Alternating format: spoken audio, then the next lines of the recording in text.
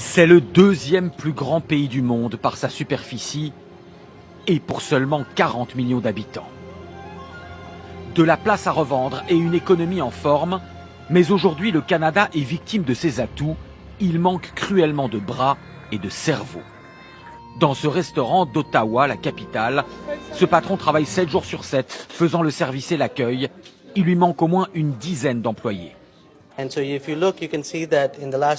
Regardez, rien que cette année, j'ai dû publier près de 30 offres d'emploi pour serveur, commis de cuisine ou la plonge. Et je n'ai eu que 3 ou 4 candidats qui ont répondu.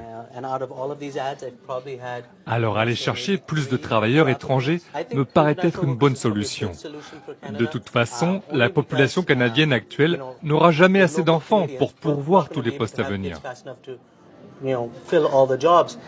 Le manque de personnel est particulièrement problématique dans les écoles et dans les secteurs de la santé. Des dizaines de milliers de postes de professeurs ou d'infirmiers sont à pourvoir. Le gouvernement vient donc d'ouvrir les portes en très grand.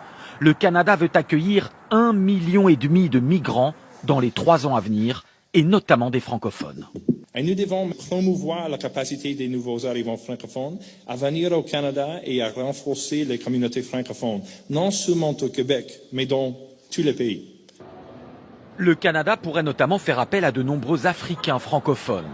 Le gouvernement va mettre en place un nouveau système de sélection, poursuivre la politique d'immigration choisie pour favoriser les secteurs les plus dans le besoin, mais aussi instaurer une forme d'affectation géographique. Les provinces de ce pays décentralisé fixeront leurs règles et leurs objectifs. Certains nouveaux venus devront peut-être aller dans des régions plus reculées et pas forcément les grandes villes. Mais cette professeure spécialiste de l'immigration est sceptique sur une telle capacité d'accueil du pays.